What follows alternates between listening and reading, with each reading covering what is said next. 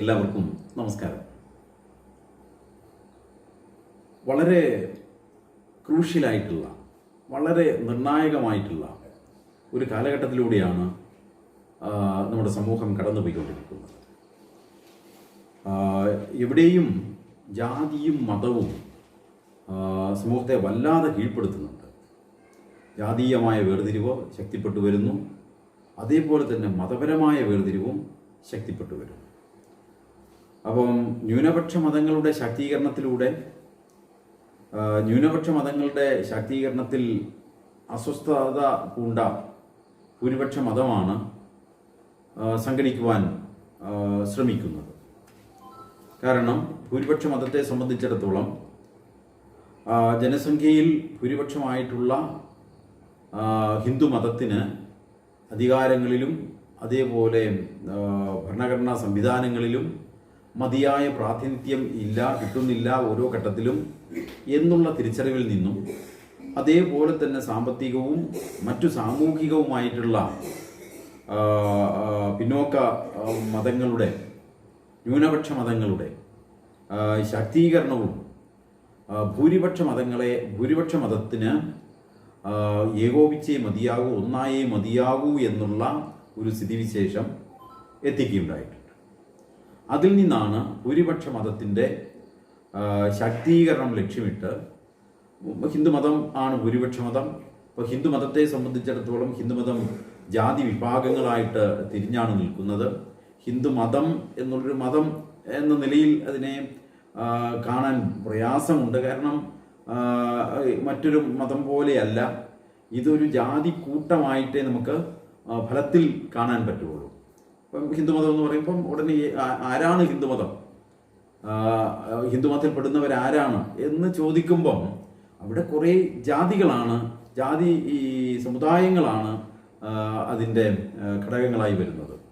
അപ്പം അവിടെ തന്നെ ഇപ്പം ജാതീയമായ അല്ലെങ്കിൽ സാമുദായികമായ ധ്രുവീകരണം ഹിന്ദുമതത്തിൽ ശക്തമാണ്.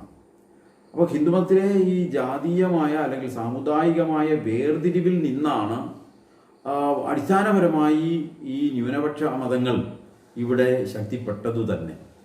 കാരണം ഹിന്ദുമതത്തിൽ നിലനിന്നിരുന്ന ജാതീയമായ വേർതിരിവും ആചാരണവും ഒക്കെ വാസ്തവത്തിൽ ഈ മതം വിട്ടുപോകാൻ മനുഷ്യരെ പ്രേരിപ്പിച്ചു എന്നുള്ളതാണ് വസ്തുത. ഈ മതം വിട്ടുപോയാൽ അവർക്ക് സാമൂഹികമായ സുരക്ഷിതത്വം ഉണ്ടാകും എന്നുള്ള തിരിച്ചറിവിൽ നിന്നാണ് ആദ്യകാലങ്ങളിൽ ഈ മതം വിട്ട് ക്രിസ്തുമതവും ഇസ്ലാം മതവും ഒക്കെ സ്വീകരിച്ച്. ഇന്ന് നിലവിൽ നമ്മുടെ രാജ്യത്തുള്ള ഇതര മതങ്ങൾ ഏതെങ്കിലും വിദേശ രാജ്യങ്ങളിൽ വന്നവരല്ല, അവരെല്ലാം ഇന്ത്യയിൽ ഉണ്ടായിരുന്നവരാണ്. ഇന്ത്യയിൽ നിന്ന് ഇന്ത്യയിലെ ഹിന്ദുമത വിശ്വാസികളായിരുന്നവരാണ്. അപ്പോൾ ഹിന്ദുമത വിശ്വാസം എന്നത് അത്ര കണ്ടങ്ങ് പറയാൻ കഴിയില്ല. കാരണം അത് ഹൈന്ദവ സംസ്കാരത്തിൽ, ഭാരതീയ സംസ്കാരത്തിൽ ഉറച്ചിരുന്നവരായിരുന്നു. എന്നാൽ ഈ ഭാരതീയ സംസ്കാരത്തെ മതവത്കരിക്കാനുള്ള ശ്രമം ആരംഭിച്ചതോടുകൂടി അതേപോലെ തന്നെ ബ്രാഹ്മണിസം ഈ മതത്തെ കീഴ്പ്പെടുത്തി ബ്രാഹ്മണിസമാണ് ഹിന്ദുമതം എന്നുള്ള നിലയിലേക്ക് മാറുന്ന ഒരു ഘട്ടത്തിലാണ് ഇതര സമുദായങ്ങൾക്ക് ഐത്തം കൽപ്പിക്കുകയും ഐത്താചരണം ഇതിൻ്റെ ഒരു സമ്പ്രദായമായി മാറുകയും ഒരു സാമൂഹിക വ്യവസ്ഥിതിയായി മാറുകയും ഒക്കെ ചെയ്ത സന്ദർഭത്തിലാണ് ആത്മാഭിമാനത്തിൻ്റെ ഏറ്റ ക്ഷതത്തിൽ നിന്നാണ്, അല്ലെങ്കിൽ ഗുരുവിൻ്റെ ഭാഷയിൽ പറഞ്ഞാൽ സാമൂഹികമായ സുരക്ഷിതത്വ കുറവിൽ നിന്നാണ് ഹിന്ദുമതത്തിൽ നിന്ന് വിഭാഗങ്ങൾ, അംഗീകാരം കിട്ടാത്ത വിഭാഗങ്ങൾ, സാമുദായികമായ പീഡനം അനുഭവിച്ച വിഭാഗങ്ങൾ ഇതര മതങ്ങളിലേക്ക് ചേക്കേറിയത്. അപ്പം അങ്ങനെ ഉണ്ടായ മതങ്ങളാണ് ന്യൂനപക്ഷ മതം. പക്ഷെ അവര് ഈ പറഞ്ഞതുപോലെ അവരിൽ ന്യൂനപക്ഷ മതത്തിൽ ഉള്ളവരെ പൂർണ്ണമായിട്ടും വിശ്വാസത്തിലെടുത്തുകൊണ്ട് അവർക്കുള്ള സാമൂഹിക സുരക്ഷിതത്വം കൃത്യമായും ഉറപ്പുവരുത്തിക്കൊണ്ട് അവർക്ക് വിദ്യാഭ്യാസത്തിനുള്ള അവസരം, ആരോഗ്യ സംരക്ഷണത്തിനുള്ള അവസരം, അതേപോലെ അവരുടെ ദൈനംദിനമായ ജീവിതത്തിൽ പ്രാരബ്ധത്തെ തിരിച്ചറിഞ്ഞ് പ്രാരബ്ധ പരിഹാരത്തിനുള്ള മാർഗങ്ങൾ കണ്ടെത്തി സാമൂഹികമായ സുരക്ഷിതത്വം നന്നായി ഉറപ്പുവരുത്തി മുന്നേറിയത് കൊണ്ടാണ് അവരോടൊപ്പം ജനം കൂടിയത്. ജനം കൂടുകയും അവരുടെ ആ കൂടുന്നവർ വെറും കൂട്ടമല്ല, അവർ നല്ല കെട്ടുറപ്പുള്ളവരായി അവർ പറയുന്ന, അവർ മതാധ്യക്ഷന്മാർ പറയുന്ന, നേതാക്കൾ പറയുന്ന ഇടത്ത് വോട്ട് ചെയ്യുന്ന ഒരു സ്ഥിതിയിലേക്ക് അവർ മാറ്റപ്പെട്ടു. ഏറ്റവും ശക്തമായ സാമൂഹിക പ്രസ്ഥാനമായി മതങ്ങൾ മാറി. മതങ്ങൾ എന്ന് പറഞ്ഞാൽ പ്രത്യേകിച്ചും ഇന്ത്യയിലെ ന്യൂനപക്ഷ മതങ്ങൾ. അപ്പോൾ ഈ ന്യൂനപക്ഷ മതങ്ങളുടെ ഈ ശാക്തീകരണം ഇപ്പം നിയമസഭയിൽ 5ാം മന്ത്രിക്ക് വേണ്ടിയിട്ട്, 6ാം മന്ത്രിയോ മന്ത്രിസ്ഥാനത്തിന് വേണ്ടി മുസ്ലിം ലീഗ് ആവശ്യപ്പെട്ടപ്പോൾ അതിനെ എതിർത്തവരോട് മുസ്ലിം ലീഗ് നേതാവ് കുഞ്ഞാലിക്കുട്ടി സഖാവ് പറഞ്ഞത് എന്താ? ഞങ്ങൾ നിയമസഭയുടെ ഓടിളക്കി വന്നവരല്ലെന്നാ. ഞങ്ങൾ നിയമസഭയുടെ ഓടിളക്കി വന്നതാണെങ്കിൽ ഞങ്ങൾക്ക് മന്ത്രിസ്ഥാനം വേണ്ട, പക്ഷേ ഞങ്ങൾ ജനങ്ങളാൽ തിരഞ്ഞെടുത്ത് വന്നതാണെങ്കിൽ ഞങ്ങൾക്ക് മന്ത്രിസ്ഥാനം വേണം. കണ്ടോ, ആ ചോദ്യവും ഉത്തരവും വളരെ പ്രസക്തമാണ്. ഞങ്ങൾ ജനങ്ങളാൽ തിരഞ്ഞെടുത്ത് വന്നവരാണ്, ഞങ്ങൾ ജനങ്ങളുടെ പ്രതിനിധിയാണ്. അപ്പോൾ ഇത്ര പ്രതിനിധി ഉണ്ടെങ്കിൽ അതിന് ആനുപാതികമായ മന്ത്രിസ്ഥാനം ഞങ്ങൾക്ക് വേണം. അതിലെന്താ തെറ്റ്? പക്ഷെ അവരെങ്ങനെ അത്രയും പ്രതിനിധികൾ അസംബ്ലിയിലെത്തി എന്നുള്ളത് ഭൂരിപക്ഷ മതത്തിൻ്റെ വക്താക്കൾ കൃത്യമായും തിരിച്ചറിയേണ്ടുന്നതാണ്. അപ്പോൾ ആ ന്യൂനപക്ഷ മതവിശ്വാസികളുടെ എല്ലാവിധമായ സുരക്ഷിതത്വവും മതങ്ങൾ ഉറപ്പുവരുത്തുകയും അവരുടെ സാമൂഹികമായ വികാസത്തിന് എല്ലാവിധമായ സഹായം അവർ ചെയ്തതിൽ നിന്നുമാണ് ന്യൂനപക്ഷ മതങ്ങൾ ശക്തിപ്പെടുകയും ഈ പറഞ്ഞതുപോലെ അധികാരത്തിലെത്തുകയും ചെയ്തത്. അപ്പോൾ അത് കണ്ട് വെപ്രാളം പിടിച്ചിട്ടാണ് ഭൂരിപക്ഷ മതം സംഘടിപ്പിക്കുവാനായി എന്താണ് നമുക്ക് ഹിന്ദുക്കളെല്ലാം ഒന്നാണ് എന്നുള്ള മുദ്രാവാക്യത്തോടുകൂടി ഹിന്ദുക്കളെ പക്ഷേ ഇപ്പോഴും അതങ്ങനെ സംഭവിച്ചിട്ടില്ല. ഹിന്ദുക്കൾ ഒന്നായിട്ടില്ല എന്നുള്ളത് നമുക്ക് കൃത്യമായും ഓരോ സമൂഹത്തിൽ നടക്കുന്ന ഓരോ വിഷയങ്ങളിൽ നിന്നും വ്യക്തമാണ്. ഹിന്ദു മതത്തെ ഇന്നും നിയന്ത്രിക്കുന്നത് സാമുദായികതയാണ്. ഇപ്പോൾ കൂടൽമാണിക്യ വിഷയം വന്നപ്പോഴും, അല്ലെങ്കിൽ അതിനു മുൻപ് ക്ഷേത്ര ആചാരങ്ങളെ മാറ്റുന്നതിനെ സംബന്ധിച്ചുള്ള വിഷയം വന്നപ്പോഴും, ശബരിമല വിഷയം വന്നപ്പോഴും ഒക്കെ ഇതിനെയെല്ലാം നിയന്ത്രിക്കുന്നത് ഹിന്ദു മതത്തിലെ ചില ശക്തി കേന്ദ്രങ്ങൾ മാത്രമാണ്. അപ്പം അവിടെ മേലാളും കീഴാളും എന്നുള്ള ഒരു സ്ഥിതിവിശേഷം, വിഭാഗീയത അതിശക്തമായി ഇന്നും നിലനിൽക്കുന്നു എന്നുള്ളതാണ് വസ്തുത. അപ്പം ഈ വസ്തുതയെ കാണാതിരിക്കുന്നത് ശരിയല്ല. അപ്പോൾ ഹിന്ദു മതത്തിലെ എല്ലാ ജാതി വിഭാഗങ്ങൾക്കും എല്ലാ സമുദായങ്ങൾക്കും തുല്യനീതി ഉറപ്പുവരുത്തണം എന്നുള്ളതാണ് കാലാകാലങ്ങൾ എന്ന് പറയുമ്പം SDP യോഗത്തിൻ്റെ കഴിഞ്ഞ ഒരു 20-25 വർഷത്തിന് ഇപ്പുറമല്ലാതെ, SDP യോഗം 20 വർഷത്തിന് മുമ്പോ 25 വർഷങ്ങൾക്ക് മുമ്പോ ആവശ്യപ്പെട്ടുകൊണ്ടിരുന്ന ഏറ്റവും ശക്തമായിട്ടുള്ള ആവശ്യമെന്ന് പറയുന്നത് ജനസംഖ്യാനുപാതികമായ തുല്യനീതി എന്നുള്ളതാണ്. അപ്പം ജനസംഖ്യാനുപാതികം എന്നുള്ള വാക്ക് എല്ലാവരും മാനിക്കേണ്ടതാണ്. അത് ഭരണഘടനയുടെ വാക്കാണ്. അപ്പം ഏതെങ്കിലും ഒരു സമുദായത്തിൽ, ഇപ്പം SDP യോഗം എന്നത് ഒരു ജാതി സംഘടനയല്ല, അത് ശ്രീനാരായണ ധർമ്മ പരിപാലന യോഗമാണ്. അപ്പോൾ ശ്രീനാരായണ ധർമ്മത്തെ പരിപാലിക്കുന്ന യോഗമാണ് SDP യോഗം. അതൊരു സമുദായ സംഘടനയേ അല്ല. പക്ഷെ നിർഭാഗ്യവശാൽ കഴിഞ്ഞ കുറേ വർഷങ്ങൾ കൊണ്ട് ശ്രീനാരായണ ധർമ്മ പരിപാലന യോഗത്തെ സമുദായ സംഘടനയായി, ഒരു സമുദായത്തിൻ്റെ സംഘടനയാക്കി, ഒരു സമുദായ സംഘടനയാക്കി, ഈഴവ സമുദായ സംഘടനയാക്കി മാറ്റി എന്നുള്ളതാണ് സമൂഹത്തിൽ ഇന്ന് കാണുന്ന അപജയങ്ങൾക്കെല്ലാം, ഇന്ന് കാണുന്ന ധ്രുവീകരണങ്ങൾക്കെല്ലാം അടിസ്ഥാന കാരണമായി നിൽക്കുന്നത്. അപ്പോൾ ഒരിക്കലും ഇപ്പം ഈഴവ മഹാസഭ എന്നൊരു പ്രസ്ഥാനം സ്വാമി തൃപാദങ്ങൾ ശശരീരനായിരുന്ന സന്ദർഭത്തിൽ തന്നെ ഈഴവ മഹാസഭ എന്ന് പറയുന്നൊരു പ്രസ്ഥാനമുണ്ട്, CV കുഞ്ഞിരാമനാൽ സ്ഥാപിതമായിട്ടുള്ള. അപ്പം അങ്ങനെ ഒരു ജാതി സമുദായ സംഘടന വേറെ ഉണ്ട്. അപ്പോൾ അവരാണ് സാമുദായികമായ കാര്യങ്ങൾ നോക്കേണ്ടുന്നത്. ശ്രീനാരായണ ധർമ്മപരിപാലന യോഗം ശ്രീനാരായണ ദർശനത്തിലും ശ്രീനാരായണ ധർമ്മത്തിലും അധിഷ്ഠിതമായി മാത്രമേ പ്രവർത്തിക്കുവാൻ, സമൂഹത്തെ കാണുവാൻ പാടുള്ളൂ. ആ കാഴ്ചയിൽ വന്ന വീഴ്ചയാണ് ഇന്ന് സമൂഹത്തിൽ കാണുന്ന എല്ലാ ധ്രുവീകരണങ്ങൾക്കും അടിസ്ഥാന കാരണം. അപ്പം ഇന്നിപ്പോൾ എന്തായി? എല്ലാം മതത്തിൻ്റെ മാത്രം. അപ്പം ഈ ഹിന്ദു മതത്തിലെ എല്ലാ ജാതി വിഭാഗങ്ങളെയും ഒന്നിച്ചു നിർത്താൻ വേണ്ടിയിട്ട് ഒരു പൊതുശത്രുവിനെ അവർ മുന്നേ നിർത്തി. അതാണ് ഇസ്ലാം. അപ്പം ഒരുപാട് പ്രചരണങ്ങൾ നടത്തി. എന്ത് പ്രചരണം? ഇവരിപ്പോൾ ഈ ഇസ്ലാം ജനസംഖ്യയിൽ ഭൂരിപക്ഷമാണ്, അവർ ഇത്ര വർഷം കൊണ്ട് ഇത്ര എണ്ണത്തിൽ വർദ്ധിച്ചു, അപ്പോൾ ഇത്ര വർഷം കഴിയുമ്പം ഇന്ത്യയിൽ ഇസ്ലാം മാത്രമേ ഉണ്ടാവുകയുള്ളൂ, അപ്പോൾ ഇതൊരു ഇസ്ലാം രാജ്യമായി മാറ്റപ്പെടും, ഇവിടുത്തെ ഹിന്ദുക്കളെയെല്ലാം ഇവർ കൊന്നൊടുക്കുകയോ ഇല്ലാതാക്കുകയോ പലായനം ചെയ്യുകയോ ഒക്കെ ചെയ്യും. ഇങ്ങനെയുള്ള പ്രചരണം വ്യാപകമാക്കുകയും ഒരു ഇസ്ലാമോഫോബിയ സൃഷ്ടിച്ചെടുക്കുകയും ചെയ്തു. അപ്പോൾ ഇസ്ലാമിനെ പൊതുശത്രുവായി നിർത്തി ഇതര സമുദായങ്ങളെ ഒന്നിച്ചു ചേർക്കുന്ന ഒരു തന്ത്രം ഹിന്ദുമതത്തിലെ വർണ്ണവാദികൾ ഉണ്ടാക്കിയെടുത്തു. അപ്പോൾ ഹിന്ദുമതത്തെ സംബന്ധിച്ചിടത്തോളം ഇപ്പം ഈ ജാതി വിഭാഗങ്ങളെ നമ്മൾ നോക്കുമ്പം യഥാർത്ഥത്തിൽ 2 കൂട്ടരാണുള്ളത്. ഹിന്ദുമതത്തിൽ വർണ്ണവാദികളും വർണ്ണനിഷേധികളും, ഇങ്ങനെ 2 കൂട്ടരാണുള്ളത്. അപ്പോൾ ഈ വർണ്ണവാദികളായിട്ടുള്ളവർ വർണ്ണനിഷേധികളെ തൂത്തെറിയുന്ന തരത്തിലുള്ള സമീപനമാണ്, സമൂഹത്തിൽ നിന്നും നിഷ്കാസിതമാക്കുന്ന ഒരു സമീപനമാണ് സ്വീകരിച്ചിട്ടുള്ളത്. നിലപാടുകളാണ് സ്വീകരിക്കുന്നത്, അതിനുള്ള തന്ത്രങ്ങളാണ് അവർ ആവിഷ്കരിക്കുന്നത്. അപ്പോൾ വർണ്ണവാദികൾ എന്ന് പറഞ്ഞാൽ ചാതുർവർണ്ണയത്തെ അംഗീകരിക്കുകയും ചാതുർവർണ്ണയം ഊട്ടിയുറപ്പിക്കാൻ ശ്രമിക്കുന്നവരുമാണ് വർണ്ണവാദികൾ. എന്നാൽ വർണ്ണനിഷേധികൾ എന്ന് പറയുന്നത്, വർണ്ണനിഷേധികൾ യഥാർത്ഥത്തിൽ വർണ്ണത്തെ ആരാണ് ഇന്ത്യയിൽ നിഷേധിച്ചിട്ടുള്ളത്? അത് നമ്മൾ പഠിക്കേണ്ടതാണ്. ഇപ്പം നമ്മൾ ദലിത പിന്നോക്ക വിഭാഗങ്ങളുടെ ഒരു കൂട്ടായ്മ ഉണ്ടാക്കിയെടുക്കുമ്പം ആ കൂട്ടായ്മയിൽ അവരൊരിക്കലും കൂട്ടായി നിൽക്കാതിരിക്കത്തക്കവണ്ണമുള്ള എല്ലാ കുതന്ത്രങ്ങളും വർണ്ണവാദികൾ ചെയ്തു വെച്ചിട്ടുണ്ട്. അതാണ് വാസ്തവം.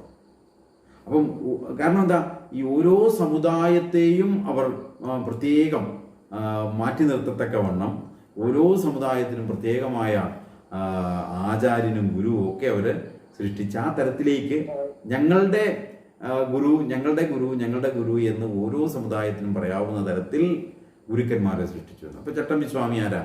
ചട്ടമ്പിസ്വാമി ആത്യന്തികമായിട്ട് ഹിന്ദു മതവാദികളെ സംബന്ധിച്ചിടത്തോളം, വർണ്ണവാദികളെ സംബന്ധിച്ചിടത്തോളം നായർ സമുദായത്തിൻ്റെ ആചാര്യനാണ്.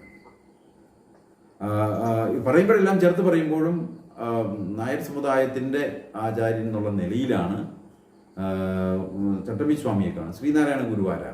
ശ്രീനാരായണ ഗുരു ഈഴവരുടെ ഗുരുവാണ്. അത് അങ്ങനെയാക്കി. അപ്പോൾ വേറൊരു സമുദായത്തിനും ഗുരുവിനോട് ചേർന്നവരാണോ ഗുരുവിൻ്റെ പ്രസ്ഥാനത്തോട് സഹകരിക്കാനോ പറ്റാത്ത തരത്തിലേക്കുള്ള ഒരു കാഴ്ചപ്പാട് സൃഷ്ടിച്ചെടുത്തു. എന്നാൽ നമ്മൾ പഠിക്കുന്നവർ, ചരിത്രബോധമുള്ളവർ തിരിച്ചറിയണം, ഗുരു ശരീരിയായിരുന്ന സന്ദർഭത്തിൽ എല്ലാ സമുദായങ്ങൾക്കും മതങ്ങൾക്കും ഗുരുവിനെ സ്വീകാര്യനായിരുന്നു.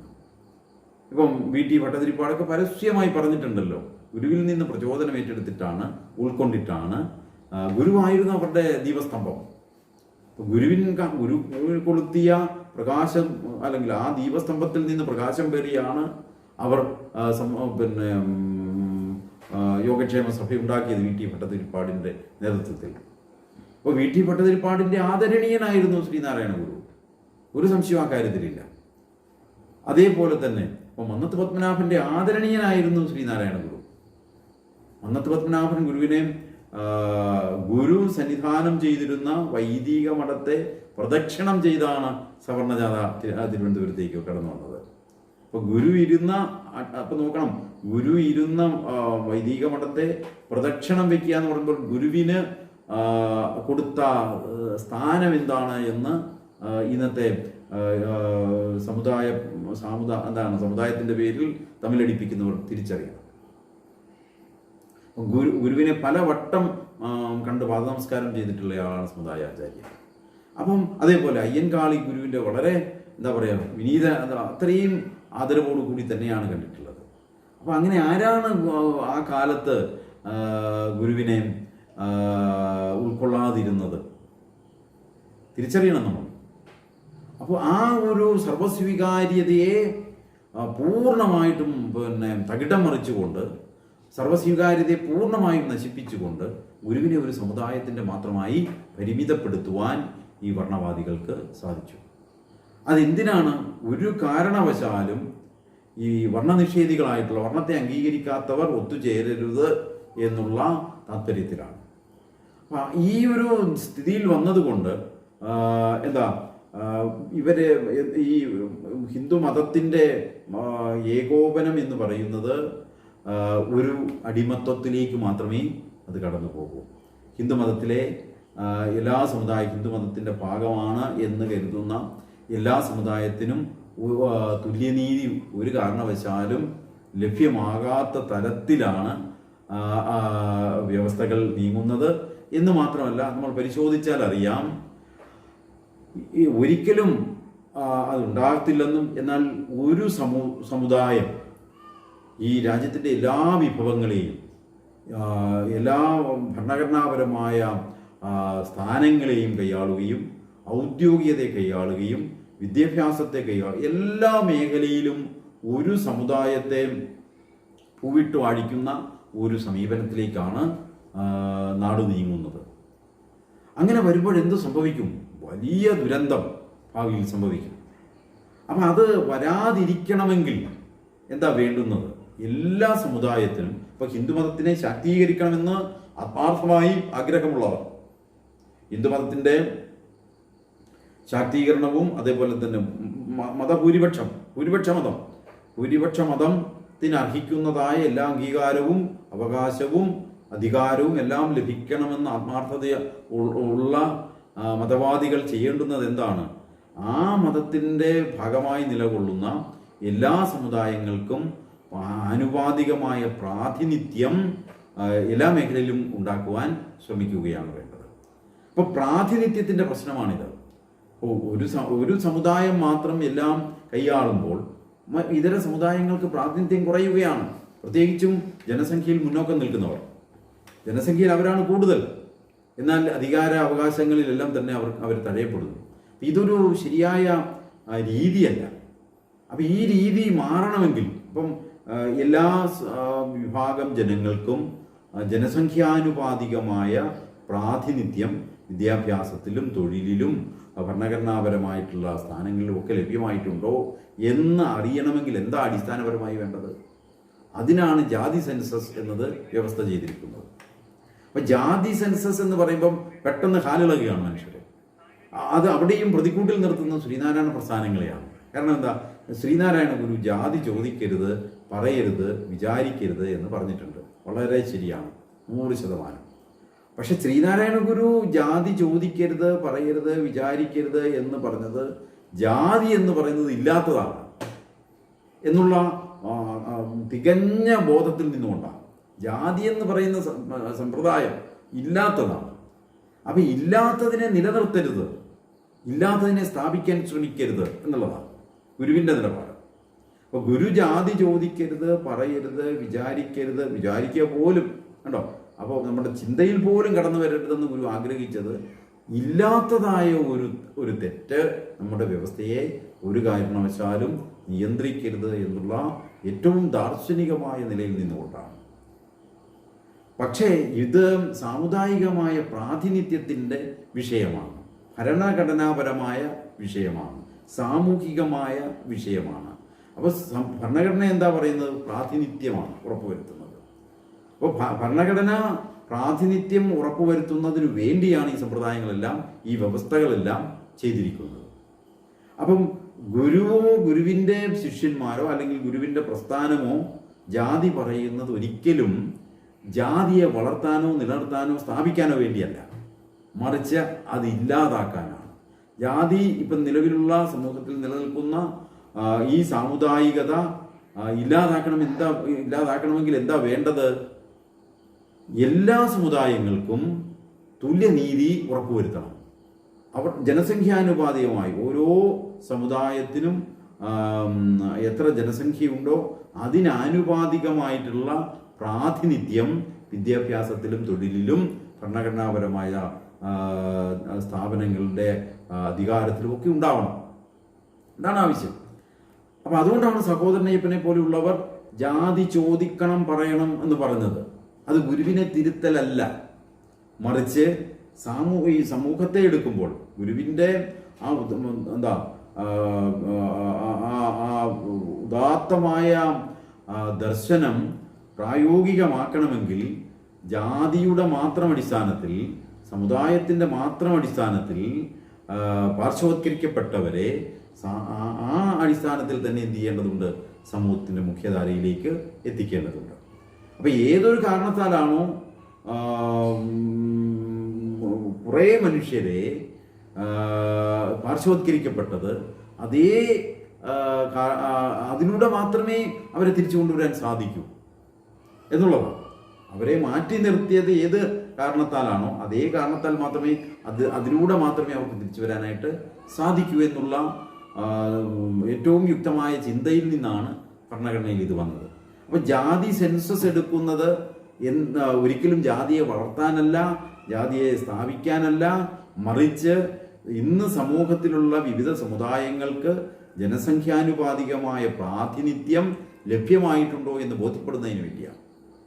അപ്പോൾ ലഭ്യമായിട്ടുണ്ടോ എന്ന് നേരത്തെ ഞാൻ സൂചിപ്പിച്ചതുപോലെ ഏതെങ്കിലും ഒരു സമുദായം മാത്രം ഈ തരം അവകാശങ്ങളെല്ലാം ഉദ്യോഗത്തിലും ഭരണത്തിലും പ്രാതിനിധ്യം കൈയാളുകയാണെങ്കിൽ, ഒരു സമുദായം മാത്രം കൈകാര്യം ചെയ്താൽ അതെങ്ങനെയാണ് സാമൂഹ്യ നീതിയാവുക? അതെങ്ങനെയാണ് അത് സാമുദായികമായിട്ടുള്ള സമത്വത്തിലേക്ക് എന്നെങ്കിലും എത്തപ്പെടാൻ സാധിക്കുമോ? അങ്ങനെ ഒരു സ്ഥിതിവിശേഷം നിലനിന്നാൽ ഇല്ല. അപ്പോൾ സമൂഹത്തിൽ നന്മയുണ്ടാവണം, സമൂഹത്തിൽ സമത്വം ഉണ്ടാവണം, സമൂഹത്തിൽ തുല്യത ഉണ്ടാവണം എന്നൊക്കെ ഉണ്ടെങ്കിൽ എന്ന് പറഞ്ഞാൽ ജാതീയമായ അല്ലെങ്കിൽ സാമുദായികമായ തരംതിരിവ് ഇല്ലാതാകണമെങ്കിൽ ഓരോ സമുദായത്തിനും അർഹമായ പ്രാതിനിധ്യം ലഭിച്ചിരിക്കണം. അത് അടിസ്ഥാനപരമായ കാര്യമാണ്. അപ്പം ഈ അടിസ്ഥാനപരമായ കാര്യം സാധിക്കുന്നതിന് വേണ്ടിയാണ് ജാതി സെൻസസ് നടപ്പിലാക്കേണ്ടുന്നത്. പക്ഷേ അതിനുവേണ്ടി ഏറ്റവും ശക്തമായി മുന്നിൽ നിൽക്കേണ്ട പ്രസ്ഥാനം ശ്രീനാരായണ പ്രസ്ഥാനമാണ്. പക്ഷേ നിർഭാഗ്യവശാൽ ശ്രീനാരായണ പ്രസ്ഥാനങ്ങൾക്ക് അതിന് കഴിഞ്ഞില്ല. അതിൻ്റെ ആവശ്യകതയെക്കുറിച്ച് അവർക്ക് ഇതുവരെയും ബോധ്യമായില്ല. കാരണം ഗുരുവിൻ്റെ സാമൂഹ്യ വീക്ഷണത്തെ ഉൾക്കൊള്ളുവാൻ സാധിച്ചില്ല എന്നുള്ളത് തന്നെയാണ് എൻ്റെ കാരണം. എന്നാൽ KPMS, ശ്രീ പുന്നല ശ്രീകുമാർ നേതൃത്വം കൊടുക്കുന്ന KPMS അതിൻ്റെ പ്രാധാന്യം തിരിച്ചറിയുകയും അത് ആവശ്യപ്പെട്ട് പ്രക്ഷോഭം സംഘടിപ്പിക്കുകയും ചെയ്തു. വളരെ ശ്ലാഘനീയമാണ്. ഇങ്ങനെ ഓരോ പ്രസ്ഥാനവും ഈ ജാതി സെൻസസിൻ്റെ ആവശ്യകത തിരിച്ചറിഞ്ഞ് ജാതി സെൻസസ് എടുത്തു കഴിഞ്ഞാൽ നമുക്ക് കൃത്യമായും അറിയാൻ സാധിക്കും ഈ ഔദ്യോഗികമായ സ്ഥാനങ്ങളിൽ ആനുപാതികമായിട്ടാണോ, ജനസംഖ്യയുടെ ആനുപാതികമായിട്ടാണോ പ്രാതിനിധ്യമുള്ളത്, അതോ ഏതെങ്കിലും ഒരു വിഭാഗം ഈ അധികാരത്തെ കൈയടക്കിയിട്ടുണ്ടോ എന്നുള്ളത് തിരിച്ചറിയാൻ സാധിക്കും. അപ്പോൾ അത് അനിവാര്യമാണ്. അതേപോലെ തന്നെ ഇപ്പോൾ EWS നടപ്പിലാക്കി രാജ്യത്ത്. ഇപ്പോൾ EWS നടപ്പിലാക്കുമ്പം EWS 10%. അപ്പോൾ അതിൻ്റെ മാനദണ്ഡങ്ങൾ ശരിയായിട്ടുള്ളതാണോ? ഇപ്പം പഞ്ചായത്ത് 2.5 ഏക്കർ സ്ഥലം സ്വന്തമായിട്ടുണ്ടെങ്കിൽ പാപമാണെന്നാണ്. ജാതിയിൽ സാമുദായികമായി വർണ്ണവിഭാഗത്തിൽപ്പെട്ടതാണ്. പക്ഷേ പഞ്ചായത്തിൽ 2.5 ഏക്കർ സ്ഥലം സ്വന്തമായിട്ടുണ്ടെങ്കിൽ പാവങ്ങളുടെ ഈ EWS എക്കണോമിക്കലി വീക്കറായിട്ടാണ് കണക്കാക്കുന്നത്. അപ്പോൾ അത് ഈ അർഹമായ സമുദായത്തിൽ അത് കിട്ടുന്നുണ്ടോ? ആ സമുദായത്തിലെ വീക്കർ സെക്ഷൻ എന്നാണ് പറയുന്നത്. എന്നാൽ സവർണ വിഭാഗത്തിൽപ്പെടുന്ന വീക്കറായിട്ടുള്ളവർക്ക് ഇതുപോലുള്ള മാനദണ്ഡം. അപ്പം കോർപ്പറേഷൻ ഏരിയയിൽ 1/2 ഏക്കർ 49 സെൻറ്റാണ്. ഇപ്പോൾ കോർപ്പറേഷൻ ഏരിയയിൽ 49 സെൻറ്റുള്ള ഒരു നായർ പാവപ്പെട്ടവനാണ്. ഒരു നമ്പൂതിരി പാവപ്പെട്ടവനാണ്. ആലോചിച്ച് നോക്കണം. ഈ സമുദായങ്ങളിൽ കയറിക്കിടക്കാൻ ഇടമില്ലാത്തവരില്ലേ?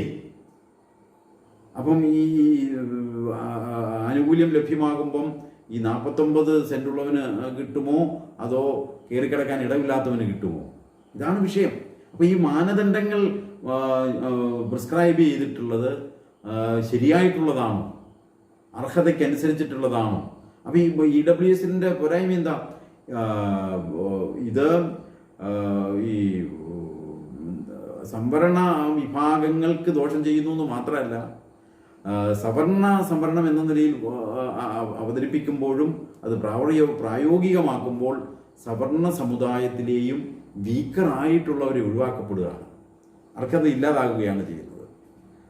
അപ്പം പാവം ശരിക്കും പ്രശാന്തിൻ്റെ സിനിമയിൽ പറയുന്നത് പോലെ കുട്ടികളെ കൊണ്ട് സംവിധായകൻ പറയിപ്പിക്കുന്നത് പോലെ യഥാർത്ഥത്തിൽ സവർണരിലെ സമ്പന്നരായ പഠിക്കാത്ത പിള്ളേർക്ക് കിട്ടുന്ന കൊടുക്കുന്ന സംവരണമാണിത്. പഠിക്കാത്ത സമ്പന്നരായിട്ടുള്ളവർ. ഇനി അതേ സംഗതി പാവപ്പെട്ടവർ എന്നുള്ള പേരിലാണ് ഇത് കൊടുക്കുന്നത് എന്നുള്ളതാണ് ആ വൈരുദ്ധ്യം. അപ്പം ഇതൊക്കെ നമ്മൾ തിരിച്ചറിയണം, ഇത് പ്രതികരിക്കണം, ഇതൊക്കെ തിരുത്തപ്പെടണം. അപ്പോൾ അത് തിരുത്തുവാൻ വേണ്ട നടപടികൾ സ്വീകരിക്കേണ്ടുന്നത് അടിസ്ഥാനപരമായി ശ്രീനാരായണ പ്രസ്ഥാനങ്ങളിൽ നിന്നാണ്. കാരണം വർണ്ണവാദികളും വർണ്ണനിഷേധികളും എന്ന് രണ്ട് തരത്തിൽ തിരിയുമ്പോൾ ഇന്ത്യയിലെ വർണ്ണനിഷേധിയായിട്ടുള്ള ഗുരു, അപ്പം ഗുരുവിനെ വർണ്ണനിഷേധി എന്ന് ഏറ്റവും ശക്തമായി പറയാം. കാര്യം എന്താ? വർണ്ണം സ്ഥാപിക്കപ്പെട്ടത് ഋഗ്വേദത്തിലെ പുരുഷ സൂക്തത്തിലൂടെയാണ്. അതിനെ നിസാരമായി പുച്ഛിച്ച് തള്ളി ഇന്ത്യയിലെ ഒരു മഹാത്മാവ് ശ്രീനാരായണ ഗുരു മാത്രമാണ്. പിന്നീട് പെരിയാറും മറ്റുമൊക്കെ അതിനെ വിമർശിക്കുകയും കളിയാക്കുകയും ഒക്കെ ചെയ്തിട്ടുണ്ടെങ്കിലും താത്വികമായി ഇപ്പം ജാതി നിർണയം എന്ന കൃതി വാസ്തവത്തിൽ ഈ പുരുഷ സൂക്തത്തിൻ്റെ ബദലാണ്. പുരുഷ സൂക്തത്തിന് കൃത്യമായ മറുപടി കൊടുക്കുന്നതാണ്. പുരുഷ സൂക്തം തെറ്റാണെന്ന് സ്ഥാപിക്കുന്നതാണ് ജാതി നിർണയം. ബ്രാഹ്മണാദികളില്ല എന്നാണ് അതിനർത്ഥം. കണ്ടോ? അപ്പോൾ ഇല്ലാത്ത ബ്രാഹ്മണാദികളെ ഉണ്ടാക്കുന്നത് പുരുഷ സൂക്തമാണെങ്കിൽ ആ പുരുഷ സൂക്തത്തിലെ തെറ്റിനെ വിളിച്ചറിയിക്കുന്നതാണ് ജാതി നിർണയം. അങ്ങനെ മറ്റൊരു താത്വികമായ നിലപാട് ഇന്ത്യയിൽ വേറെ ആരും എടുത്തിട്ടില്ല. വിമർശിച്ചിട്ടുണ്ട് രാമസ്വാമി നായ്ക്കറൊക്കെ. തന്തൈ പെരിയാർ അല്ലേ, പെരിയാർ തന്തൈ പെരിയാർ എന്നൊക്കെ അറിയപ്പെടുന്നതിനുള്ള കാരണം നമുക്കറിയാം. ബാക്കി ബ്രഹ്മാവിൻ്റെ മുഖത്തു നിന്നവർ ബ്രാഹ്മണർ, ബാഹുക്കളിൽ നിന്നവർ ക്ഷത്രിയർ, തുടയിൽ നിന്നവർ വൈശ്യർ, പാദത്തിൽ നിന്നവർ ശൂദ്രർ എന്ന് പറയുമ്പോൾ ബാക്കിയുള്ളവരൊക്കെ അവരുടെ തന്തയ്ക്ക് വിരുന്നവർ എന്ന് പറഞ്ഞതിൽ നിന്നാണ് പെരിയാറിനെ തന്തൈ പെരിയാർ എന്ന് വിളിക്കുന്നത് തന്നെ. അതൊക്കെ വിമർശനങ്ങളും പരിഹാസങ്ങളുമാണ്. പക്ഷെ താത്വികമായി അതിന് ബദലായിട്ട് ദാർശനികമായൊരു നിലപാട് ഗുരുവാണ് എടുത്തിട്ടുള്ളത്. അപ്പം വർണ്ണവാദികൾ എന്ന ഒരു കൂട്ടരും വർണ്ണനിഷേധികൾ എന്നൊരു കൂട്ടരും എടുത്താൽ അത് ഗുരുവിനെ കേന്ദ്രീകരിച്ചാണ് ആ വർണ്ണനിഷേധികളുടെ നിലനിൽപ്പും അടിസ്ഥാനവും. അത് ഈ വർണ്ണനിഷേധികളായിട്ടുള്ളവർ കൃത്യമായും തിരിച്ചറിയേണ്ടതുണ്ട്. വർണ്ണനിഷേധികൾക്കത് ഇന്നും ഇപ്പം ഈ വർണ്ണനിഷേധത്തെ പൂർണ്ണമായും അംഗീകരിക്കാൻ പറ്റാത്ത വർണ്ണനിഷേധികളും ഉണ്ട്. എന്ന് പറഞ്ഞാൽ ഇപ്പം അവർണർ എന്ന് പറയുന്ന അഭിമാനമായി കാണണം എന്ന് വിചാരിക്കും. അപ്പം അവർണർ എന്ന് പറഞ്ഞാൽ അവർണർ എന്ന് അങ്ങനെയൊന്നുമില്ല. അവർണരുമില്ല, സവർണരുമില്ല. ഇതൊക്കെ ഇങ്ങനെ എന്താ പറയുക, ഉണ്ടാക്കി വെച്ചതല്ലേ, ഇല്ലാത്തത് ഉണ്ടാക്കിയതല്ലേ. ഒരു എന്താ പറയുക, ഒരു പിന്നെ ഇല്ലാത്തത് ഉള്ളതാണെന്ന് തോന്നത്തക്കവണ്ണം ഉണ്ടാക്കിയ ഒരു പ്രഹേളികയാണ് ഈ സാധനം. അപ്പം അതിനെ ഇല്ലാത്തതാണെന്ന് തന്നെ തിരിച്ചറിയണം അടിസ്ഥാനപരമായിട്ട്. വർണ്ണമില്ല, ബ്രാഹ്മണാദികളില്ല. അങ്ങനെയെങ്കിൽ സവർണരില്ല. അപ്പം ഈ നാല് കൂട്ടരല്ലേ സവർണർ എന്ന് വിളിക്കുന്നത്, അതിൽ പെടാത്തവരല്ലേ അവർണർ എന്ന് വിളിക്കുന്നത്. അപ്പം സവർണരും ഇല്ല, അവർണരും ഇല്ല, മനുഷ്യരേ ഉള്ളൂ. നമ്മളെല്ലാം മനുഷ്യരാണ്. ഏത് സമുദായത്തിൽപ്പെട്ടാലും നമ്മൾ മനുഷ്യരാണ്. അപ്പം ഈ വാദമാണ് വർണ്ണനിഷേധികൾ ഉയർത്തിപ്പിടിക്കേണ്ടുന്നത്, ഗുരുവിൻ്റെ വക്താക്കൾ ഉയർത്തിപ്പിടിക്കേണ്ടുന്നത്. അപ്പോൾ ഈ ഋഗ്വേദത്തിലെ പുരുഷ സൂക്തത്തെ അംഗീകരിക്കുകയും ബ്രാഹ്മണരും ഒക്കെ മുഖത്തു നിന്നുണ്ടായി ഇങ്ങനെ ബ്രഹ്മാവിൻ്റെ മുഖത്തു നിന്നും കയ്യിൽ നിന്നും തുടയിൽ നിന്നും പാദത്തിൽ നിന്നും ഒക്കെ ഉണ്ടാകുന്ന ഒരുതരം കൂട്ടരുണ്ട് എന്ന് കരുതുന്ന. അപ്പോൾ ഗുരു പറയും, ഇന്ന് അത് സാമാന്യ ബോധമുള്ളവർക്ക്, സാമാന്യ ബുദ്ധിക്ക് നിരക്കുന്നതല്ലല്ലോ അത്. സാമാന്യ ബോധമുള്ളവർക്ക് അത് അംഗീകരിക്കാൻ പറ്റുമോ? അപ്പോൾ മനുഷ്യരെന്ന് പറയുന്നത് എന്താ, സ്ത്രീയുടെയും പുരുഷനിൽ നിന്നും ഉണ്ടാകുന്നതാണ്. അവർ ഒരു യോനി, ഒരാകാരം, എന്താ ഒരു അമ്മയ്ക്ക് പിറക്കുന്നവരാണ് മനുഷ്യർ. അവരുടെ ജനന രീതിയാണത്. അങ്ങനെ അവർ ജനിക്കൂ. അവർ മുട്ടയിട്ടുണ്ടാകുന്നവരല്ല, അമ്മ പ്രസവിച്ചുണ്ടാകുന്നവരാണ്. അപ്പൊ അമ്മ പ്രസവിച്ചുണ്ടാകുന്ന മനുഷ്യർ അവരൊരു ജാതിയാണ്. അപ്പൊ നമ്മളെല്ലാം മനുഷ്യരാണ്, അല്ലാതെ സവർണരും അവർണരും അല്ല. അപ്പൊ സാമുദായികമായി ഉണ്ടാക്കി വെച്ചിട്ടിരിക്കുന്ന ഈ കാപഠ്യങ്ങളെ ആ കാപഠ്യം കൊണ്ട് മാത്രമേ പരിഹരിക്കാൻ സാധിക്കൂ എന്നുള്ളതാണ് നമ്മൾ ഈ സംവരണം പോലെയുള്ള വിഷയങ്ങളിൽ, അല്ലെങ്കിൽ ജാതി സെൻസസ് പോലുള്ള വിഷയങ്ങളിൽ ഇങ്ങനൊരു നിലപാടെടുക്കുവാൻ കാരണം. അത് അങ്ങനെ ഉണ്ടാക്കി വെച്ച് ഒരു പൊയ്മുഖം സൃഷ്ടിച്ചു വെച്ചിട്ട് അതുകൊണ്ട് സമൂഹത്തെ ഛിദ്രമാക്കുമ്പോൾ അവിടെ സമത്വം ഉണ്ടാക്കണമെങ്കിൽ അവരുണ്ടാക്കിയെടുത്ത ആ പൊയ്മുഖത്തിലൂടെ മാത്രമേ സാധിക്കത്തുള്ളൂ. അതാണ് എൻ്റെ യുക്തി. അപ്പം ഈ തരത്തിൽ ഇല്ലാത്തതിനെ വെച്ചുകൊണ്ട് മതപരമായി ഈ മനുഷ്യരെ ഛിദ്രമാക്കുന്നു.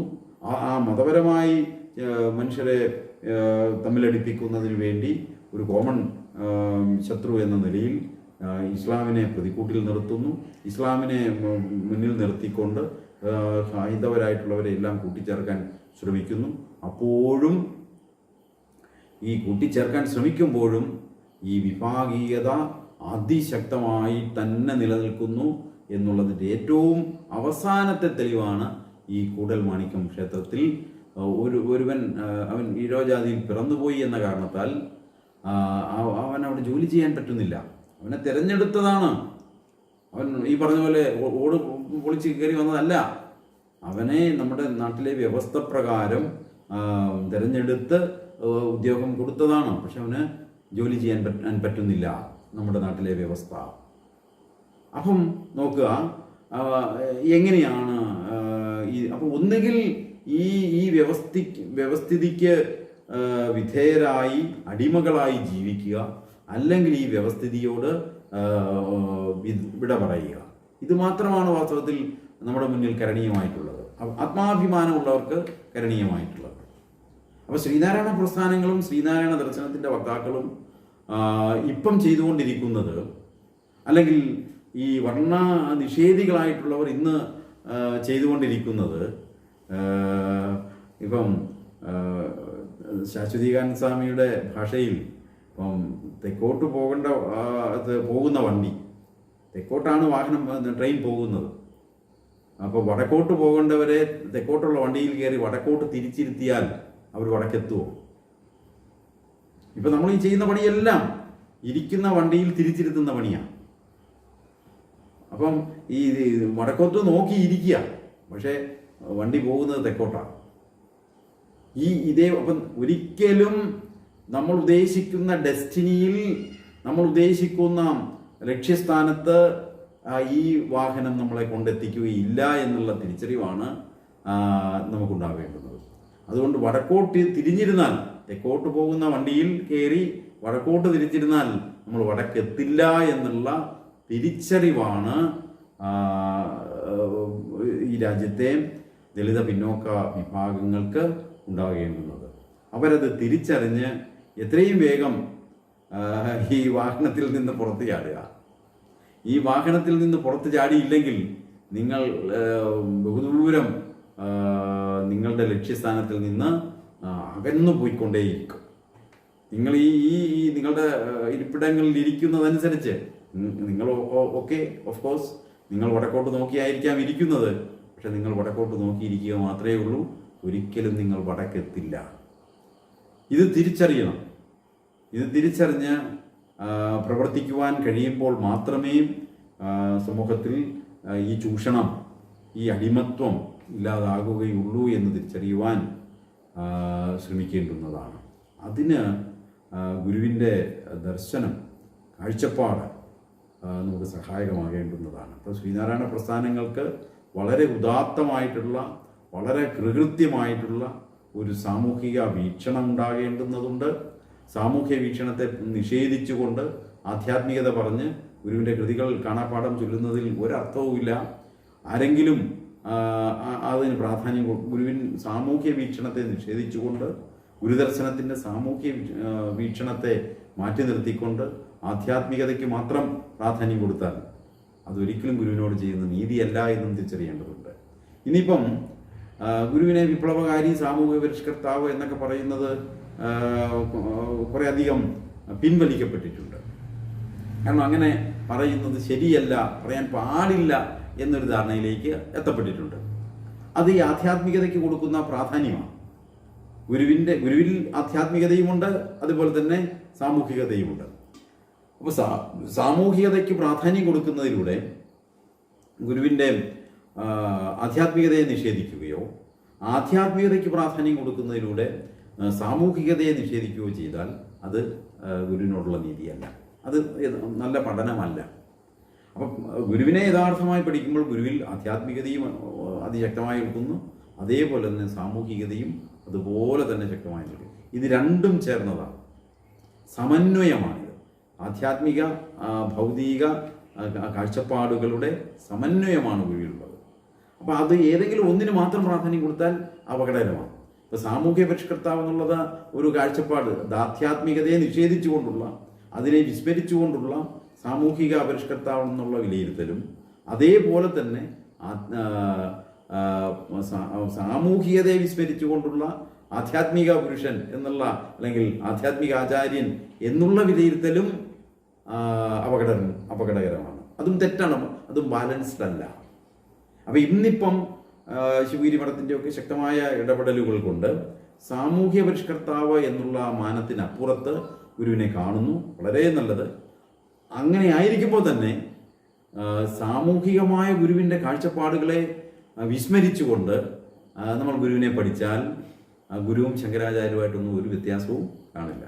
ഗുരുവിന് മുമ്പുണ്ടായിരുന്ന മഹാത്മാക്കളും തമ്മിലൊന്നും ഒരു വ്യത്യാസവും നമുക്ക് കാണാൻ കഴിയില്ല. അപ്പോൾ ഗുരുവിനെ സവിശേഷനാക്കുന്നത്, ഗുരുവിനെ സർവസ്വീകാര്യനാക്കുന്നത്, ഗുരുവിനെ മഹത്വവത്കരിക്കുന്നത് ഗുരുവിൻ്റെ ആധ്യാത്മികത പോലെ തന്നെ ഗുരുവിൻ്റെ ഭൗതികമായ കാഴ്ചപ്പാടുമാണ്, സാമൂഹികമായ കാഴ്ചപ്പാടുമാണ്.